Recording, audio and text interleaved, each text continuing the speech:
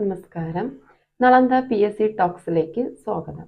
ഇന്ന് നമ്മൾ കമ്പ്യൂട്ടറിലെ അടിസ്ഥാന വിവരങ്ങൾ എന്ന ടോപ്പിക്കാണ് നോക്കുന്നത്. അപ്പോൾ കമ്പ്യൂട്ടറിലെ അടിസ്ഥാന വിവരങ്ങൾ എന്ന ടോപ്പിക്കിൽ ആദ്യം നമ്മൾ നോക്കുന്നത് മെമ്മറി ഡിവൈസസിനെ കുറിച്ചാണ്. Memory devices, primary memory devices, secondary memory devices, ഇതാണ് നമ്മുടെ ടോപ്പിക് എന്ന് പറയുന്നത്. അതിന് എക്സാമ്പിൾസ് ഇതാണ് ടോപ്പിക്കിൽ വരുന്നത്. മെമ്മറി ഡിവൈസസ്, നമുക്കറിയാം എന്താണ് മെമ്മറി ഡിവൈസസ്. അതായത് താൽക്കാലികമായോ സ്ഥിരമായോ വിവരങ്ങൾ ശേഖരിച്ചു വെക്കുന്ന സംവിധാനത്തിനെയാണ് മെമ്മറി ഡിവൈസസ് എന്ന് പറയുന്നത്. താൽക്കാലികമായോ സ്ഥിരമായോ വിവരങ്ങൾ ശേഖരിച്ചു വെക്കുന്ന സംവിധാനമാണ് മെമ്മറി ഡിവൈസസ് എന്ന് പറയുന്നത്. ഈ മെമ്മറി ഡിവൈസസിനെ പ്രധാനമായിട്ടും നമുക്ക് രണ്ടായിട്ട് തിരിക്കാം. പ്രൈമറി ഡിവൈസസ് എന്നും സെക്കൻഡറി ഡിവൈസസ് എന്നും. മെമ്മറി ഡിവൈസസിനെ രണ്ടായിട്ട് തിരിക്കാം. പ്രൈമറി ഡിവൈസസ് എന്നും സെക്കൻഡറി ഡിവൈസസ് എന്നും രണ്ടായിട്ട് തിരിക്കാം. പ്രൈമറി ഡിവൈസസ് ഏതൊക്കെയാണ്? റാം, റോം ഇവയൊക്കെയാണ് പ്രൈമറി ഡിവൈസസ്. ക്യാഷെ മെമ്മറി ഇവയൊക്കെയാണ് പ്രൈമറി ഡിവൈസസിൽ വരിക. സെക്കൻഡറി ഡിവൈസസിൽ വരുന്നതാണ് CD, DVD, floppy disk, hard disk, ഇങ്ങനെയുള്ളവയാണ് സെക്കൻഡറി ഡിവൈസസിൽ വരുന്നത് എന്നതും ഓർത്തിരിക്കുക. പഠിക്കുന്നത് പ്രൈമറി ഡിവൈസസ് ആണ്. ഏതൊക്കെയാണ്?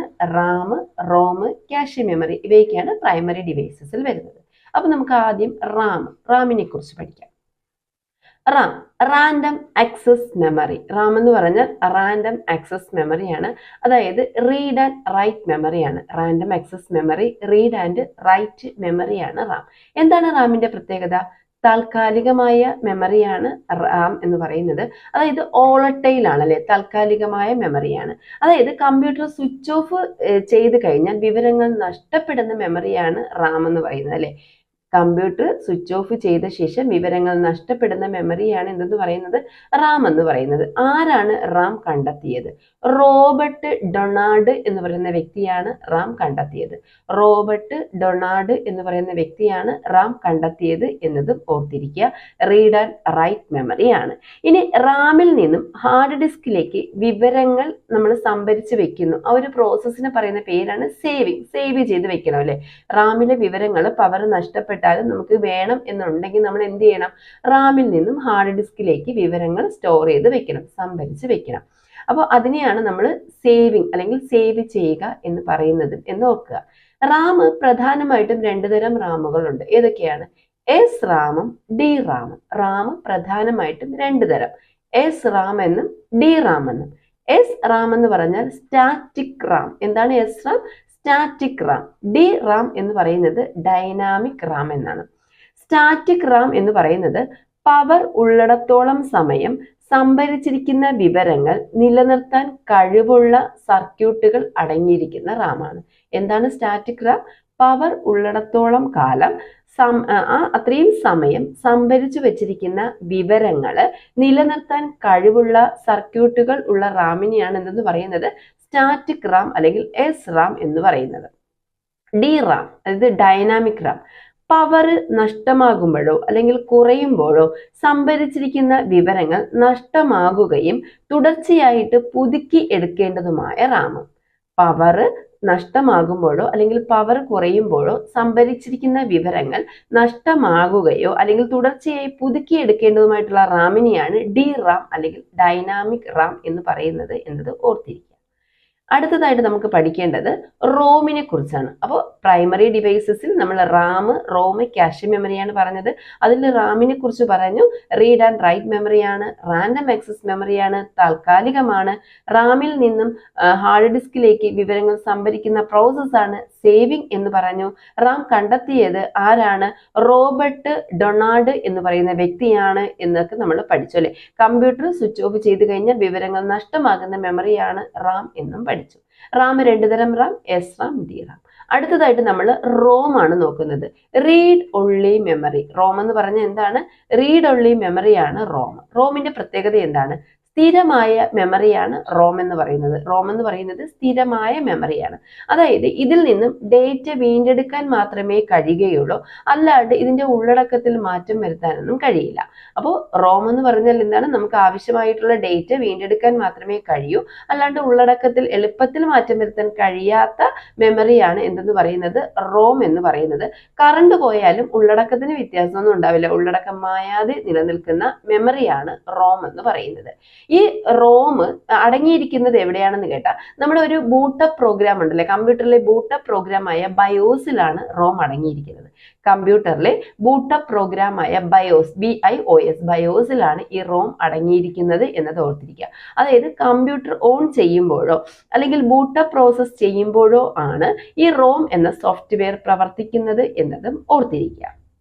ഇനി റോമിന്റെ ചില പരിഷ്കരിച്ച രൂപങ്ങൾ വളരെ ഇമ്പോർട്ടന്റ് ആണ്. റോമിന്റെ പരിഷ്കരിച്ച രൂപങ്ങളാണ് PROM, EPROM, EEPROM. എന്തൊക്കെയാണ്?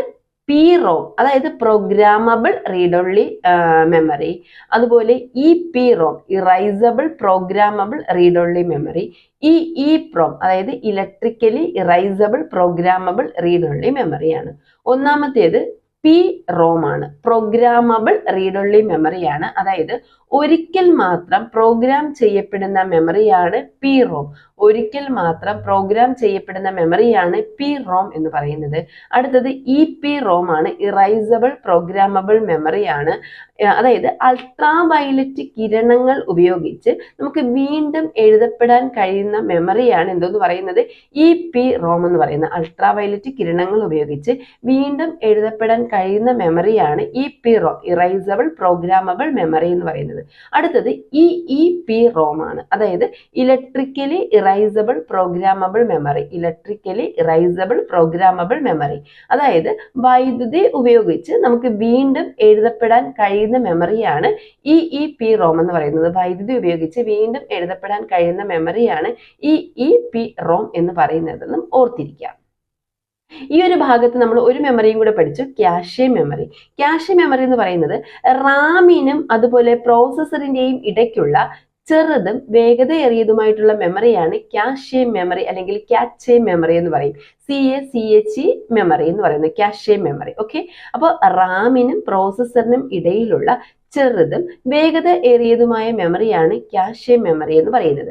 നമുക്ക് കൂടെ നമുക്ക് പെട്ടെന്ന് ഒരു ഡേറ്റ വേണം, അല്ലെങ്കിൽ ഒരു നിർദ്ദേശം വേണം, അല്ലെങ്കിൽ ഒരു റിസൾട്ട് വേണം, നമുക്ക് പെട്ടെന്ന് എടുക്കാൻ പറ്റുന്ന സംവിധാനമാണ് ഈ ക്യാഷെ മെമ്മറിയിലാണ് സംഭരിച്ച് വെക്കുന്നത്. പെട്ടെന്ന് എടുക്കാനായിട്ട് ക്യാഷെ മെമ്മറിയിൽ സംഭരിച്ച് വെക്കുന്നുണ്ട്. കമ്പ്യൂട്ടറിന്റെയും മദർ ബോർഡിന്റെയും ഉള്ളിലുള്ള ക്യാഷെ മെമ്മറിയാണ് ഒരു കമ്പ്യൂട്ടറിന്റെ പ്രകടനം മെച്ചപ്പെടുത്താൻ സഹായിക്കുന്നത്. അപ്പോൾ കമ്പ്യൂട്ടറിന്റെയും അതുപോലെ CPU മദർ ബോർഡിന്റെയും CPU ഉള്ളിലുള്ള ക്യാഷെ മെമ്മറി എന്ന് പറയുന്നത് ഒരു കമ്പ്യൂട്ടറിന്റെ ഉപയോഗം അത് മെച്ചപ്പെടുത്താനായിട്ട്, അതിന്റെ കഴിവ് മെച്ചപ്പെടുത്താനായിട്ട് സഹായിക്കുന്നു എന്നതും ഓർത്തിരിക്കുക. അടുത്തതായിട്ട് സെക്കൻഡറി മെമ്മറി ഡിവൈസസ് ആണ്. സെക്കൻഡറി മെമ്മറി ഡിവൈസസിന്റെ മറ്റു പേരുകളാണ് auxiliary memory devices, backup memory, external memory. Secondary memory ഡിവൈസസിന്റെ മറ്റു പേരുകളാണ് auxiliary memory devices, backup memory devices, external memory devices. ഇതൊക്കെ സെക്കൻഡറി മെമ്മറി ഡിവൈസസ് ആണ്. സെക്കൻഡറി മെമ്മറി യൂണിറ്റ്സിന് എക്സാമ്പിൾ ആണ് floppy disk, hard disk, CD, pen drive. Floppy disk, hard disk, CD, pen drive, DVD ഇവയൊക്കെയാണ് secondary memory ഡിവൈസസിൽ വരുന്നത് എന്നതും ഓർത്തിരിക്കുക. അടുത്തതായിട്ട് ഈ ഭാഗത്ത് വരുന്നത് ഡേറ്റ സംഭരണികൾ എന്ന് നമ്മൾ മൊത്തത്തിൽ എല്ലാം കൂടി ഇപ്പൊ മെമ്മറീസ് പറയുകയാണെങ്കിൽ, ഇപ്പൊ ഒന്നാമത് നമുക്ക് രജിസ്റ്റർ എന്നൊരു മെമ്മറിയെ കുറിച്ച് പഠിക്കാം. രജിസ്റ്റർ എന്ന് പറഞ്ഞാൽ വളരെ സ്പീഡുള്ള, നല്ല സ്പീഡുള്ള മെമ്മറിയാണ്, പക്ഷെ സംഭരണ ശേഷി വളരെ കുറവാണ്, അസ്ഥിരമാണ്. രജിസ്റ്ററിനെ കുറിച്ച് പറയുകയാണെങ്കിൽ വളരെ സ്പീഡ് കൂടുതലാണ്, ഡേറ്റ സംഭരണി വളരെ കുറവാണ്, അസ്ഥിരമാണ്. രണ്ടാമത് നമുക്ക് ക്യാഷെ മെമ്മറി നോക്കുകയാണെങ്കിൽ രജിസ്റ്ററിന്റെ അത്രയും സ്പീഡ് ഇല്ല, പക്ഷെ സ്പീഡ് കൂടുതലാണ്, സംഭരണശേഷി രജിസ്റ്ററിനേക്കാൾ കൂടുതലാണ്, അസ്ഥിരമാണ്. അടുത്തത് നമുക്ക് റാമിനെ കുറിച്ച് പറയുകയാണെങ്കിൽ വേഗതയുണ്ട്, പക്ഷെ ക്യാഷെ മെമ്മറിയുടെ അത്രയും വേഗതയില്ല.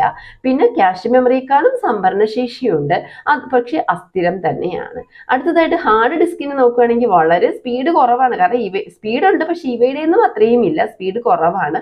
എന്നാൽ സംഭരണശേഷി വളരെ കൂടുതലാണ്, സംഭരണശേഷിയുണ്ട്, സ്ഥിരമാണ് എന്നതാണ് എന്നതാണ് ഹാർഡ് ഡിസ്കിന്റെ പ്രത്യേകത. ഇത് നമ്മുടെ SCERT കൊടുത്തിട്ടുണ്ട്, സോ പഠിക്കുക. അടുത്തതായിട്ട് മെമ്മറി യൂണിറ്റ്സുകളെ കുറിച്ച് പഠിക്കുകയാണ്. മെമ്മറിയിലെ ഏറ്റവും ചെറിയ യൂണിറ്റ് ഏതെന്ന് കേട്ടാൽ അത് ബിറ്റ് ആണ്. മെമ്മറിയുടെ ഏറ്റവും ചെറിയ യൂണിറ്റ് ഏതെന്ന് കേട്ടാൽ അത് ബിറ്റ് ആണ്. അല്ലെങ്കിൽ കമ്പ്യൂട്ടറിന് പ്രോസസ്സ് ചെയ്യാൻ കഴിയുന്ന ഏറ്റവും ചെറിയ യൂണിറ്റ് ഏത്? ബിറ്റ് ആണ്. മെമ്മറിയുടെ ഏറ്റവും ചെറിയ യൂണിറ്റ് അല്ലെങ്കിൽ കമ്പ്യൂട്ടറിന് പ്രോസസ്സ് ചെയ്യാൻ കഴിയുന്ന യൂണിറ്റ് ഏതെന്ന് കേട്ടാൽ അത് ബിറ്റ് ആണ് എന്നത് ഓർത്തിരിക്കുക. ബിറ്റ് എന്ന് പറഞ്ഞാൽ എന്താടാ? സീറോസും വൺസും ആണ് ബിറ്റ് എന്നതുകൊണ്ട് ഉദ്ദേശിക്കുന്നത്. ബിറ്റ് എന്ന് പറയുന്നത് സീറോസ്, അതായത് ബൈനറി ഡിജിറ്റ്സിനെയാണ് ബിറ്റ് എന്നതുകൊണ്ട് ഉദ്ദേശിക്കുന്നത്. ബൈനറി ഡിജിറ്റ് എന്നറിയപ്പെടുന്ന യൂണിറ്റ് ആണ് ബിറ്റ് എന്നത് ഓർത്തിരിക്കുക. ഈ ബിറ്റ് അതായത് 8 ബിറ്റുകളെയാണ് ഒരു ബൈറ്റ് എന്ന് പറയുന്നത്. 8 ബിറ്റ് ആണ് ഒരു ബൈറ്റ്, 8 ബിറ്റ്. അപ്പൊ സാധാരണ ചോദിക്കാറുണ്ട് ഹാഫ് ബൈറ്റ് എന്നത് എത്ര ബിറ്റ് ആണ്? ഹാഫ് ബൈറ്റ് എന്ന് പറഞ്ഞാൽ 4 ബിറ്റ് ആണ്. അതായത് 8 ബിറ്റ് അല്ലേ ഒരു ബൈറ്റ്? 8 ബിറ്റുകളാണ് ഒരു ബൈറ്റ്. സോ ഹാഫ് ബൈറ്റ് എന്ന് പറയുന്നത് 4 ബിറ്റുകളാണ്. 4 ബിറ്റ് എന്ന് പറഞ്ഞാൽ ഒരു നിബിളാണ് എന്നത് ഓർക്കുക. അപ്പോൾ ഹാഫ് ബൈറ്റ് അല്ലെങ്കിൽ 4 ബിറ്റ് ഈസ് ഈക്വൽ ടു ഒരു നിബിൾ. ഒന്നും കൂടി പറയാം, 8 ബിറ്റ് ആണ് ഒരു ബൈറ്റ്. 8 ബിറ്റ് ആണ് ഒരു ബൈറ്റ്. 4 ബിറ്റിനെയാണ് ഹാഫ് ബൈറ്റ് അല്ലെങ്കിൽ ഒരു നിബിൾ എന്ന് പറയുന്നു. അതും ഓർത്തിരിക്കുക. അപ്പോൾ 8 ബിറ്റ് ആണ് ഒരു ബൈറ്റ് എന്ന് പറയുന്നത്. അപ്പോൾ 8 ബിറ്റ് ഒരു ബൈറ്റ്. 16 ബിറ്റ് 2 ബൈറ്റ് ആണ്. ഈ 2 ബൈറ്റിന് പറയുന്ന ഒറ്റ വേർഡാണ് വേർഡ് എന്ന് പറയുന്നത്. ഒരു വേർഡ് എന്ന് പറഞ്ഞാൽ അത് 16 ബിറ്റ് അല്ലെങ്കിൽ ഒരു വേർഡ് ആണ് എന്നതും ഓർത്തിരിക്കുക. ഒരു വേർഡ്, 1 വേർഡ് ആണ് ഒരു വേർഡ് എന്നത് ഓർത്തിരിക്കുക. അപ്പൊ ഒരു വേർഡ് എന്നു കേട്ടാൽ നമുക്ക് അതിനെ 16 ബിറ്റ് അല്ലെങ്കിൽ 2 ബൈറ്റ് എന്ന് പറയാം. ഒരു നിബിൾ എന്ന് പറഞ്ഞ ഹാഫ് ബൈറ്റ് അല്ലെങ്കിൽ 4 ബിറ്റ് എന്നത് പറയാം. ബൈനറി ഡിജിറ്റ് എന്നറിയപ്പെടുന്ന യൂണിറ്റ് ഏതെന്ന് കേട്ടാൽ അത് ബിറ്റ് എന്ന് പറയാം. കമ്പ്യൂട്ടറിനെ ആക്സസ് ചെയ്യാൻ കഴിയുന്ന ഏറ്റവും ചെറിയ യൂണിറ്റ് ഏതെന്ന് കേട്ടാൽ അത് ബിറ്റ് എന്ന് പറയാം. 8 ബിറ്റുകളാണ് ഒരു ബൈറ്റ് എന്നതും ഓർത്തിരിക്കുക. അടുത്തതായിട്ട് മറ്റു കുറച്ച് യൂണിറ്റ്സുകൾ നമ്മൾ വളരെ വ്യക്തമായിട്ട് പഠിക്കുകയാണ്. സാധാരണ എക്സാമിന് ചോദിക്കാറുണ്ട് kilo byte, giga byte, mega byte, peta byte, zetta byte, ഇതൊക്കെ ചോദിക്കാറുണ്ടല്ലേ. അപ്പൊ അതിനായിട്ട് ഒരു കോഡ് ആദ്യം തന്നെ എഴുതിയിടുക. കുറച്ച് ലെറ്റേഴ്സ് ആണ് നിങ്ങൾ പറഞ്ഞ് പഠിക്കുക, അത് മാത്രമേ വഴിയുള്ളൂ. അതായത് കോഡ് ഇതാണ്. ഒന്ന് KM, ക്യാപ്സിക്കെ, M G T, KNGT, KNGT PE, P ആണ്, P പെറ്റ എന്നുള്ള P ആണ്. അപ്പൊ KNGT PE എന്താണ്? KNGT PE, KNGT PE, KNGT PE. SIB, ZYB, ZIB, ZYB, KNGT PE, ZIB, ZYB, GOP, GIYOP, അതൊക്കെ സ്മോൾ, G മാത്രം മതി. GOP എന്ന ടേം ആണ് നമുക്ക് വേണ്ടത്. ഓക്കെ, അപ്പൊ ഒന്നും കൂടി പറയാം. KNGT PE, okay, KNGT PE, ZIB, GOP, KNGT PE, ZIB, GOP. KM അതായത് 1024 ബൈറ്റ് ആണ് ഒരു കിലോ ബൈറ്റ്. K എന്ന് പറഞ്ഞാൽ എന്താണ്? കിലോ ബൈറ്റ് ആണ്. KM, M എന്ന് പറഞ്ഞാൽ എന്താണ്? മെഗാ ബൈറ്റ് ആണ്. K എന്ന് പറഞ്ഞാൽ കിലോ ബൈറ്റ് ആണ്, M മെഗാ ബൈറ്റ് ആണ്. KMGT, G എന്ന് പറയുന്നത് ജിഗാ ബൈറ്റ് ആണ്. T എന്ന് പറയുന്നത് ടെറാ ബൈറ്റ് ആണ്. KMGT PE, P എന്ന് പറയുന്നത് പെറ്റാ ബൈറ്റ് ആണ്, P പെറ്റാ ബൈറ്റ് ആണ്. E എന്ന് പറയുന്നത് എക്സാ ബൈറ്റ് ആണ്, E എന്ന് പറയുന്നത് എക്സാ ബൈറ്റ് ആണ്. ZIB, Z എന്ന് പറയുന്നത് സീറ്റാ ബൈറ്റ് ആണ്, Z എന്ന് പറയുന്നത് സീറ്റാ ബൈറ്റ് ആണ്. ZIB, ZY എന്ന് പറയുന്നത് യോട്ടാ ബൈറ്റ് ആണ്, Y എന്ന് പറയുന്നത് യോട്ടാ ബൈറ്റ് ആണ്. B എന്ന് പറയുന്നത് ബ്രോണ്ടാ ബൈറ്റ് ആണ്, B എന്ന് പറയുന്നത് ബ്രോണ്ടാ ബൈറ്റ് ആണ്. അടുത്ത GOP bite, GOP, GIYOP, GOP bite എന്ന് പറയുന്നത്. അപ്പൊ ഒന്നും കൂടി പറയാം. 1024 ബൈറ്റ് എന്ന് പറയുന്നത് ഒരു കിലോ ബൈറ്റ് ആണ്. 1024 കിലോ ബൈറ്റ് എന്നത് ഒരു ഒരു മെഗാ ബൈറ്റ് ആണ്. 1024 ബൈറ്റ് ഒരു കിലോബൈറ്റ് ആണ്. 1024 കിലോബൈറ്റ് ഒരു മെഗാബൈറ്റ് ആണ്. 1024 മെഗാബൈറ്റ് എന്നത് ഒരു ജിഗാബൈറ്റ് ആണ്. 1024 ജിഗാബൈറ്റ് എന്നത് എന്താണ്? ഒരു ടെറാബൈറ്റ് ആണ്. 1024 ജിഗാബൈറ്റ് എന്നത് ഒരു ടെറാബൈറ്റ് ആണ്. 1024 ടെറാബൈറ്റ് ഒരു പെറ്റാബൈറ്റ് ആണ്. 1024 പെറ്റാബൈറ്റ് ഒരു എക്സാബൈറ്റ് ആണ്. 1024 എക്സാബൈറ്റ് എന്നത് ഒരു സീറ്റാബൈറ്റ് ആണ്. 1024 സീറ്റാബൈറ്റ് എന്നത് ഒരു യോട്ടാബൈറ്റ് ആണ്. 1024 യോട്ടാബൈറ്റ് എന്നത് ഒരു ബ്രോണ്ടാബൈറ്റ് ആണ്. 1024 ബ്രോണ്ടാബൈറ്റ് എന്നത് ഒരു ജിയോപ്പ് ബൈറ്റ് ആണ്. ഇത്രയും പഠിക്കുക. എന്താണ് കോഡ്? KMGT-PE ZIB ZYB ജിയോപ്പ്. ഓക്കെ, അപ്പൊ ഒരു ബൈറ്റ് എന്നത് എത്ര ബിറ്റ് ആണ്? 8 ബിറ്റ് ആണ്. ഒരു ബൈറ്റ് എന്നത് 8 ബിറ്റ് ആണ് എന്നത് ഓർത്തിരിക്കുക. അതുപോലെ 4 ബിറ്റ് എന്ന് പറയുന്നത് ഹാഫ് ബൈറ്റ് ആണ്. ഹാഫ് ബൈറ്റിന്റെ മറ്റൊരു ടേം ആണ് നിബിൾ എന്ന് പറയുന്നത്. 16 ബിറ്റ് എന്ന് പറയുന്നത് 2 ബൈറ്റ് ആണ്. 2 ബൈറ്റിന്റെ മറ്റു യൂസ് ചെയ്യുന്ന ഒരു ടേം ആണ് വേർഡ്. ഒരു വേർഡ് എന്ന് പറയുന്നത്. അപ്പൊ ഒരു വേർഡ് എന്ന് പറഞ്ഞാൽ അത് 16 ബിറ്റ് ആണ്. ഒരു നിബിൾ എന്ന് പറഞ്ഞാൽ 4 ബിറ്റ് ആണ് എന്നത് ഓർത്തിരിക്കുക. കമ്പ്യൂട്ടറിന്റെ മെമ്മറിക്ക് ആക്സസ് ചെയ്യാൻ കഴിയുന്ന ഏറ്റവും ചെറിയ യൂണിറ്റ് ആണ് ബിറ്റ് എന്നതും ഓർത്തിരിക്കുക. ബൈനറി ഡിജിറ്റ് എന്നറിയപ്പെടുന്നത് ബിറ്റ് ആണ്. ഇനി ഈ ഒരു ഭാഗവുമായിട്ട് വരുന്ന ഒരു പ്രധാന ടേം ആണ് ആക്സസ് ടൈം എന്നത്. അതായത് ആക്സസ് ടൈം എന്ന് പറഞ്ഞാൽ ഈ സംഭരിച്ച ഡേറ്റ കണ്ടെത്തുന്നതിനും വീണ്ടെടുക്കുന്നതിനും വേണ്ട സമയത്തിനെയാണ് ആക്സസ് ടൈം എന്ന് പറയുന്നത്. എന്താണ് ആക്സസ് ടൈം? സംഭരിച്ചിരിക്കുന്ന ഡേറ്റ, എക്സാമിന് ചോദിച്ചൊരു ടേം ആണ് കേട്ടോ. എന്താണ് ആക്സസ് ടൈം എന്ന് ചോദിച്ചായിരുന്നു. സംഭരിച്ച ഡേറ്റ കണ്ടെത്തുന്നതിനും വീണ്ടെടുക്കുന്നതിനും വേണ്ട സമയമാണ് ആക്സസ് ടൈം. സംഭരിച്ചിരിക്കുന്ന ഡേറ്റ കണ്ടെത്തുന്നതിനും വീണ്ടെടുക്കുന്നതിനും വേണ്ട സമയമാണ് ആക്സസ് ടൈം എന്നത് ഓർത്തിരിക്കുക. മറ്റൊരു ടേമും കൂടി, മറ്റൊരു ക്വസ്റ്റ്യനും കൂടി പ്രധാനമായിട്ടും അവിടെ വരുന്നുണ്ട്. ഒരു കമ്പ്യൂട്ടർ പ്രവർത്തിച്ചു കൊണ്ടിരിക്കുമ്പോൾ അതിലെ റാമിൽ ഉണ്ടായിരിക്കുന്നവ എന്തൊക്കെയാണ്? ഒരു കമ്പ്യൂട്ടർ പ്രവർത്തിച്ചു കൊണ്ടിരിക്കുമ്പോൾ അതിന്റെ റാമിൽ ഉണ്ടായിരിക്കുന്നത് എന്തുണ്ടാവും? ഓപ്പറേറ്റിംഗ് സിസ്റ്റം ഉണ്ടാവും.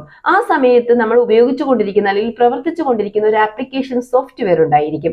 ആ സമയത്ത് നമ്മൾ പ്രോസസ് ചെയ്തുകൊണ്ടിരിക്കുന്ന ഡേറ്റയും ഉണ്ടായിരിക്കും. ഇവയാണ് ഉണ്ടായിരിക്കുക.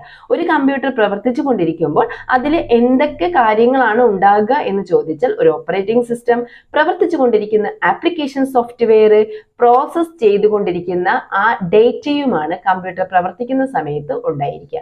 അപ്പൊ ഓർത്തിരിക്കുക, ഇ പ്രോം എന്ന് പറയുന്നത് എന്താണ്? ഇ പ്രോം എന്ന് പറയുന്നത് റോമിന്റെ പരിഷ്കരിച്ച EP റോം എന്ന് പറയുന്നത് റോമിന്റെ പരിഷ്കരിച്ച രൂപമാണ്. അതായത് ഇറൈസബിൾ പ്രോഗ്രാമബിൾ റോമാണ്. പി റോം എന്ന് പറയുന്നത് പ്രോഗ്രാമബിൾ റോമാണ്. ഇ പ്രോം എന്ന് പറയുന്നത് എന്താണ്? ഇലക്ട്രിക്കലി ഇറൈസബിൾ പ്രോഗ്രാമബിൾ റോമാണ് എന്നത് ഓർത്തിരിക്കേണ്ടതാണ്. അടുത്തതായിട്ട് കുറച്ച് ഫാദേഴ്സിന്റെ കാര്യങ്ങളൂടി ഈ ഭാഗത്ത് വരുന്നുണ്ട്. കുറച്ച് ഫാദേഴ്സ് എക്സാമിന് ചോദിക്കാറുണ്ട്. അത് പിതാക്കന്മാർ. ആരാണ് കമ്പ്യൂട്ടറിന്റെ പിതാവ്? കമ്പ്യൂട്ടറിന്റെ പിതാവ് എന്ന് പറയുന്നത് ചാൾസ് ബബേജ് ആണ്. കമ്പ്യൂട്ടറിന്റെ പിതാവ് ആരാണ്? ചാൾസ് ബബേജ് ആണ് കമ്പ്യൂട്ടറിന്റെ പിതാവ്. ഓർത്തിരിക്കുക, അദ്ദേഹം തന്നെയാണ് ഡിജിറ്റൽ കമ്പ്യൂട്ടറിന്റെയും പിതാവ്. ഡിജിറ്റൽ കമ്പ്യൂട്ടറിന്റെയും അനലോഗ് കമ്പ്യൂട്ടറിന്റെയും പിതാവും ആര് തന്നെയാണ്? ചാൾസ് ബബേജ് തന്നെയാണ്. അപ്പൊ കമ്പ്യൂട്ടറിന്റെ പിതാവ്, ഡിജിറ്റൽ കമ്പ്യൂട്ടറിന്റെ പിതാവ്, അനലോഗ് കമ്പ്യൂട്ടറിന്റെ പിതാവ്, ഇതെല്ലാം ആര് തന്നെയാണ്? ചാൾസ് ബബേജ് തന്നെയാണെന്നും ഓർത്തിരിക്കുക. ആധുനിക കമ്പ്യൂട്ടറിന്റെ പിതാവ് ആര്? ആധുനിക കമ്പ്യൂട്ടറിന്റെ പിതാവ് ആരെന്ന് ചോദിച്ചാലും father of computer science, computer സയൻസിന്റെ പിതാവ് ആരെന്ന് ചോദിച്ചാലും അലൻ ട്യൂറിംഗ് ആണ്. അലൻ ട്യൂറിംഗ് ആണ്. അപ്പൊ കമ്പ്യൂട്ടറിന്റെ പിതാവ് എന്ന് ചോദിക്കുകയോ അല്ലെങ്കിൽ അനലോഗ് കമ്പ്യൂട്ടറിന്റെ പിതാവ് അല്ലെങ്കിൽ ഡിജിറ്റൽ കമ്പ്യൂട്ടറിന്റെ പിതാവ് ആരാണ്? ചാൾസ് ബബേജ് ആണ്. ഓക്കെ, എന്നാൽ ആധുനിക കമ്പ്യൂട്ടറിന്റെ പിതാവെന്നോ അല്ലെങ്കിൽ father of computer science, computer സയൻസിന്റെ പിതാവെന്നോ ചോദിച്ചു കഴിഞ്ഞാൽ ആരാണ്? അലൻ ട്യൂറിംഗ് ആണ് കമ്പ്യൂട്ടർ സയൻസിന്റെയും ആധുനിക കമ്പ്യൂട്ടറിന്റെയും പിതാവ് എന്നത് ഓർത്തിരിക്കുക. സൂപ്പർ കമ്പ്യൂട്ടറിന്റെ പിതാവ് ആര്? സൂപ്പർ കമ്പ്യൂട്ടറിന്റെ പിതാവാണ് സിമ്മർ ക്രേ. സൂപ്പർ കമ്പ്യൂട്ടറിന്റെ പിതാവാണ് സിമ്മർ ക്രേ എന്നത് ഓർത്തിരിക്കുക. എന്നാൽ ഇന്ത്യൻ സൂപ്പർ കമ്പ്യൂട്ടറിന്റെ പിതാവ് ആരാണ്? ഇന്ത്യൻ സൂപ്പർ കമ്പ്യൂട്ടറിന്റെ പിതാവാണ് വിജയ് പി ഫഡ്കർ. ആരാണ്? വിജയ് പി ഫഡ്കർ ആണ് ഇന്ത്യൻ സൂപ്പർ കമ്പ്യൂട്ടറിന്റെ പിതാവ് എന്നത് ഓർത്തിരിക്കുക. സൂപ്പർ കമ്പ്യൂട്ടറിന്റെ പിതാവ് ആരാണ്? സൂപ്പർ കമ്പ്യൂട്ടറിന്റെ പിതാവ് സിമ്മർ ക്രേ എന്നോ ചിലപ്പോൾ സൈമർ ക്രേ എന്നൊക്കെ ആയിരിക്കും നിങ്ങൾ പഠിച്ചിരിക്കുന്നത്. No problem. സിമ്മർ ക്രേ അല്ലെങ്കിൽ സൈമർ ക്രേ ആണ്. ഇന്ത്യൻ സൂപ്പർ കമ്പ്യൂട്ടറിന്റെ പിതാവാണ് വിജയ് പി ഫഡ്കർ ബെക്കർ എന്നതും ഓർത്തിരിക്കുക. പേഴ്സണൽ കമ്പ്യൂട്ടറിന്റെ പിതാവ് ആര്? പേഴ്സണൽ കമ്പ്യൂട്ടറിന്റെ പിതാവാണ് ഹെൻറി എഡ്വേർഡ് റോബർട്ട്. പേഴ്സണൽ കമ്പ്യൂട്ടറിന്റെ പിതാവാണ് ഹെൻറി എഡ്വേർഡ് റോബർട്ട് ആണ് പേഴ്സണൽ കമ്പ്യൂട്ടറിന്റെ പിതാവ്. കമ്പ്യൂട്ടർ യുഗത്തിന്റെ പിതാവാര്? കമ്പ്യൂട്ടർ കമ്പ്യൂട്ടറിന്റെ യുഗത്തിന്റെ പിതാവാണ് വില്യം ഷിക്കാർഡ്. കമ്പ്യൂട്ടർ യുഗത്തിന്റെ പിതാവാണ് വില്യം ഷിക്കാർഡ് എന്നത് ഓർത്തിരിക്കുക. ഇന്റർനെറ്റിന്റെ പിതാവാര്? ഇന്റർനെറ്റിന്റെ പിതാവാണ് വിൻഡൻ സർഫ്. ഇന്റർനെറ്റിന്റെ പിതാവാരാണ്? വിൻഡൻ സർഫ് ആണ് ഇന്റർനെറ്റിന്റെ പിതാവ്. ഒന്നുകൂടി നോക്കാം. കമ്പ്യൂട്ടറിന്റെ പിതാവ് ചാൾസ് ബബേജ്, ഡിജിറ്റൽ കമ്പ്യൂട്ടറിന്റെ പിതാവ് ചാൾസ് ബബേജ്, അനലോഗ് കമ്പ്യൂട്ടറിന്റെ പിതാവ് ചാൾസ് ബബേജ്. എന്താണ് ഡിജിറ്റൽ കമ്പ്യൂട്ടറും അനലോഗ് കമ്പ്യൂട്ടറും തമ്മിലുള്ള വ്യത്യാസം? അനലോഗ് എന്ന് പറഞ്ഞാൽ ജസ്റ്റ് നമ്മുടെ കാലാവസ്ഥയൊക്കെ പറയുമല്ലോ, മഴ പെയ്യാനോ പെയ്യാതിരിക്കാനോ സാധ്യത, ക്ലാരിറ്റി അല്പം കുറവായിരിക്കും, അതാണല്ലേ. അതാണ് അനലോഗ് കമ്പ്യൂട്ടർ. ഡിജിറ്റൽ എന്ന് വെച്ചാൽ വളരെ പക്കയായിട്ട് പറയുന്ന കമ്പ്യൂട്ടറാണ് ഡിജിറ്റൽ കമ്പ്യൂട്ടർ. രണ്ടിന്റെ പിതാവ് ആര് തന്നെയാണ്? Charles Babbage. ആധുനിക കമ്പ്യൂട്ടറിന്റെ പിതാവ് അലൻ ട്യൂറിംഗ് ആണ്. കമ്പ്യൂട്ടർ സയൻസിന്റെ പിതാവും അലൻ ട്യൂറിംഗ് തന്നെയാണ്. സൂപ്പർ കമ്പ്യൂട്ടറിന്റെ പിതാവ് സിമ്മർ ക്രേ അല്ലെങ്കിൽ സൈമർ ക്രേ ആണ്. ഇന്ത്യൻ സൂപ്പർ കമ്പ്യൂട്ടറിന്റെ പിതാവ് എന്ന് പറയുന്നത് വിജയ് പി ഭട്കർ ആണ്. പേഴ്സണൽ കമ്പ്യൂട്ടറിന്റെ പിതാവ്, പേഴ്സണൽ കമ്പ്യൂട്ടറിന്റെ ഹെൻറി എഡ്വേർഡ് റോബർട്ട് ആണ്. പേഴ്സണൽ കമ്പ്യൂട്ടറിന്റെ പിതാവാണ് ഹെൻറി എഡ്വേർഡ് റോബർട്ട് ആണ്. കമ്പ്യൂട്ടർ യുഗത്തിന്റെ പിതാവ് വില്യം ഷിക്കാർഡ്. വില്യം ഷിക്കാർഡ് കമ്പ്യൂട്ടർ യുഗത്തിന്റെ പിതാവാണ് വില്യം ഷിക്കാർഡ്. ഇന്റർനെറ്റിന്റെ പിതാവ് ആരാണ്? വിൻഡൻ സർഫ്. ഇന്റർനെറ്റിന്റെ പിതാവാണ് വിൻഡൻ സർഫ് ആണ് ഇന്റർനെറ്റിന്റെ പിതാവ്. വിൻഡൻ സർഫ് ആണ്. മൊബൈൽ ഫോണിന്റെ പിതാവ് മാർട്ടിൻ കൂപ്പർ. നമുക്ക് അറിയുന്ന കാര്യമാണ് അല്ലെ. മൊബൈൽ ഫോണിന്റെ പിതാവാണ് മാർട്ടിൻ കൂപ്പർ ആണ് മൊബൈൽ ഫോണിന്റെ പിതാവ്. വ്യാവസായിക റോബോട്ടുകളുടെ പിതാവ് ആര്? Joseph F Engelberger. വ്യാവസായിക റോബോട്ടുകളുടെ പിതാവാണ് ജോസഫ് എഫ് എംഗൽബർഗ് ആണ് വ്യാവസായിക റോബോട്ടുകളുടെ പിതാവ്. WWFന്റെ പിതാവ് ആര്? അതായത് world wide web.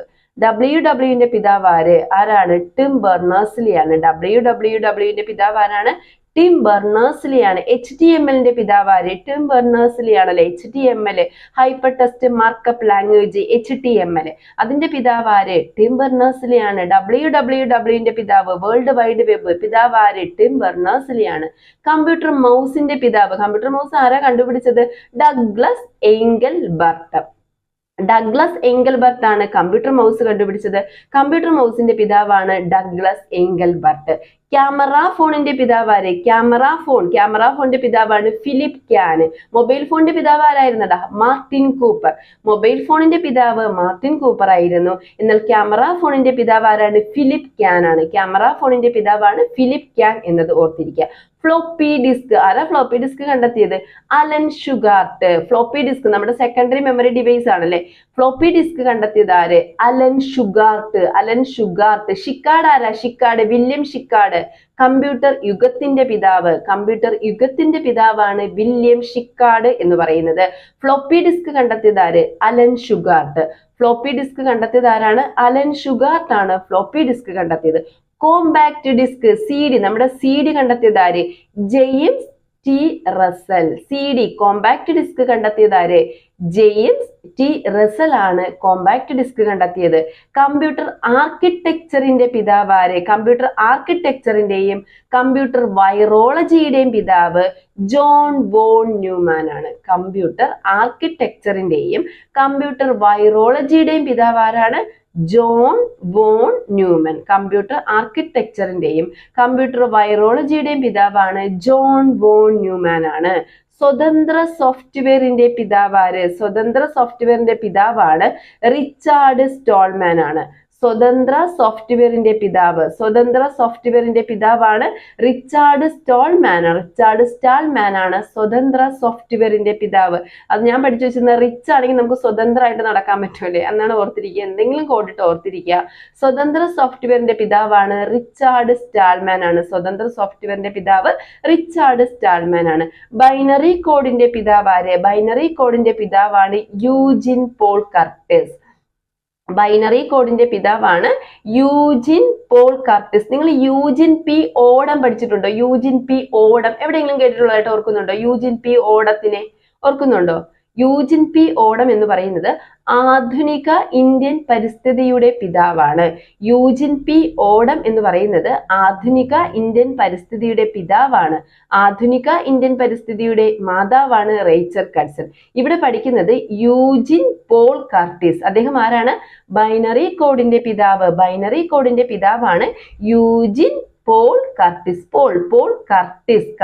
CURTIS. Eugene Paul Curtis ആണ് ബൈനറി കോഡിന്റെ പിതാവ് എന്നത് ഓർത്തിരിക്കുക. വൈഫൈയുടെ പിതാവ് ആര്? അല്ലെ, വൈഫൈയുടെ പിതാവ് ആരാ? വിക്ക് ഹെയ്സ് ആണ്. വൈഫൈയുടെ പിതാവാണ് വിക്ക് ഹെയ്സ്. ഇൻഫർമേഷൻ തിയറിയുടെ പിതാവാണ് ക്ലൗഡ് ഷാനോൻ. ഇൻഫർമേഷൻ തിയറിയുടെ പിതാവാണ് ക്ലൗഡ് ഷാനോൻ എന്നോർക്കുക. ഇൻഫർമേഷൻ ടെക്നോളജിയുടെ പിതാവാണ് ക്ലൗഡ് ഷാൻ. എന്നാൽ ഇന്ത്യൻ ഇൻഫർമേഷൻ ടെക്നോളജിയുടെ പിതാവ് ആര്? ഇന്ത്യൻ ഇൻഫർമേഷൻ ടെക്നോളജിയുടെ പിതാവാണ് രാജീവ് ഗാന്ധി എന്നത് ഓർത്തിരിക്കുക. ഇന്ത്യൻ ഇൻഫർമേഷൻ ടെക്നോളജിയുടെ പിതാവാണ് രാജീവ് ഗാന്ധി.